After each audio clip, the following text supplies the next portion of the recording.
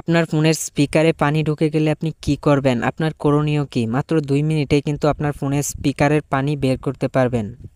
ধরেন আপনার ফোনটা হাত থেকে পড়ে পানিতে পড়ে গেছে অথবা আপনার স্পিকারে কোনোভাবে পানি ঢুকে গেছে। এখন এই পানিটা আপনি কিভাবে বের করবেন? মোবাইলটা না খুলেই, মোবাইলটা আপনার হাতে রেখেই কিন্তু বের করতে পারবেন পানিটা।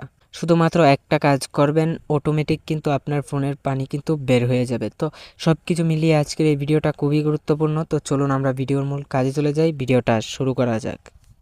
আমি ভিডিওর মূল কাজে চলে আসলাম। আজকে আপনাদেরকে আজব এক টেকনিকে ফোনের স্পিকার থেকে পানি বের করে দেখাবো। তো প্রথমেই আপনি চলে যাবেন হচ্ছে আপনার ফোন থেকে গুগল ক্রোম ব্রাউজারে। গুগল ক্রোম ব্রাউজারে যাওয়ার সাথে সাথে এখানে সার্চ দিবেন স্পিকার ক্লিনার, এটা লিখে আপনি সার্চ দিয়ে দিবেন। সার্চ দিয়ে দেওয়ার পর এখানে অনেক অ্যাপ্লিকেশন না অনেক ওয়েবসাইট চলে আসবে। এখান থেকে আপনি প্রথম ওয়েবসাইটটা যে দেখতে পাচ্ছেন এই ওয়েবসাইটটাতে টাচ করে দিবেন। টাচ করে দেওয়ার পরে এরকম শো করবে। এখন এখানে একটা গুরুত্বপূর্ণ বিষয়, আপনার ফোনের স্পিকারে যদি অল্প পরিমাণে পানি ঢুকে থাকে তাহলে আপনি সাউন্ডটা কমিয়ে নেবেন, আপনার ফোনের সাউন্ডটা কমিয়ে নেবেন। তো সাউন্ডটা ঠিকঠাক করে নেওয়ার পরে আপনি এই অপশানটাতে টাচ করে দেবেন। এই অপশানটাতে টাচ করলে কিন্তু একটা শব্দ হবে, এই শব্দটার কারণেই কিন্তু এই সাউন্ডটার কারণেই কিন্তু আপনার ফোনের স্পিকার থেকে পানিগুলো বের হয়ে আসবে। তো যদি অল্প পরিমাণে পানি দিয়ে থাকে তাহলে সাউন্ডটা অল্প দিবেন এবং অল্প সময়ের জন্য এই সাউন্ডটা আপনি আপনার ফোনে বাজাবেন।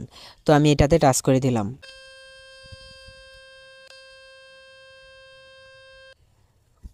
তো দেখতে পাচ্ছেন এইখানে কিন্তু কিছুক্ষণ শব্দ হয়েছে। এখন শব্দটা আপনি বন্ধ করার জন্য কিন্তু এইখানে টাচ করলেই কিন্তু আবার বন্ধ হয়ে যায়।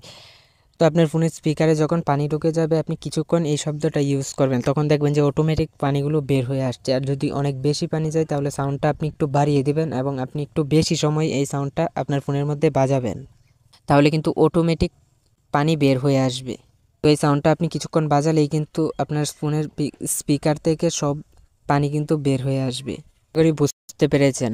তো বন্ধুরা, ভিডিওটা দেখে যদি একটু উপকার হয় অথবা ভালো লাগে তো অবশ্যই আমার চ্যানেলটাকে সাবস্ক্রাইব করে সাথে থাকবেন। দেখা হবে নতুন ভিডিওতে। ধন্যবাদ এতক্ষণ সাথে থাকার জন্য।